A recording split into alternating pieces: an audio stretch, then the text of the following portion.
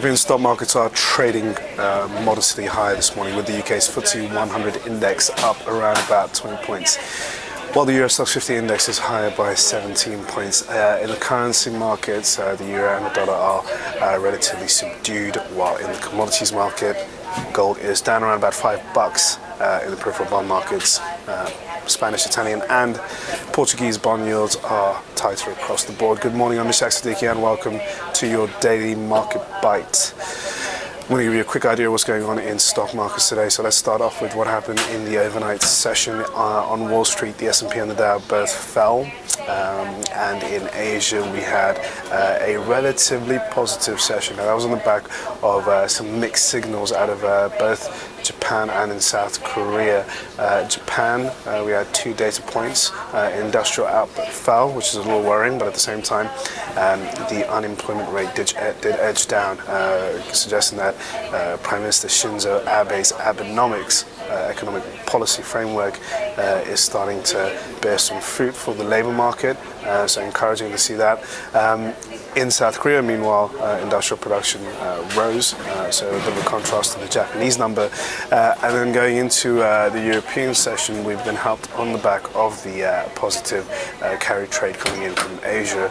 Now, there's not much going on in Europe when it comes to macroeconomic indicators during the course of the day. We do have a number of corporate stories out there that are shaking the markets. Barclays is launching a £5 billion plus rights issue after reports suggested that the company, well, the bank, has about £12 billion worth of capital shortfall in its balance sheet.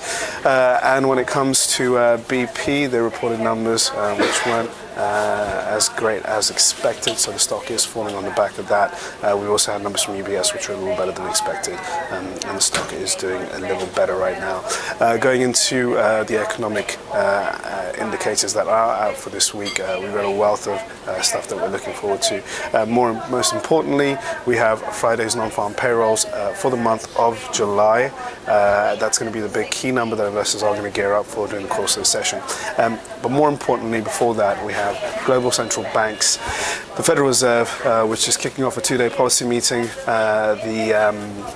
The Bank of England, of course, and the European Central Bank, both on Thursday, are going to announce policy decision. Again, not much is expected from the BOE and the ECB, with both central banks expected to keep policy measures on hold. But with the Fed, it's going to be a bit more interesting because we're going to have to hear from the FOMC in regards to their view on stimulus measures, if they're going to scale back anytime soon, or if they're going to keep their highly accommodative stance, and if they see a general improvement in the US economic activity. Other than that, not much else to say. So thanks for watching your Daily Market Bite. I'll see you guys tomorrow. Tune in then. Cheers. Bye.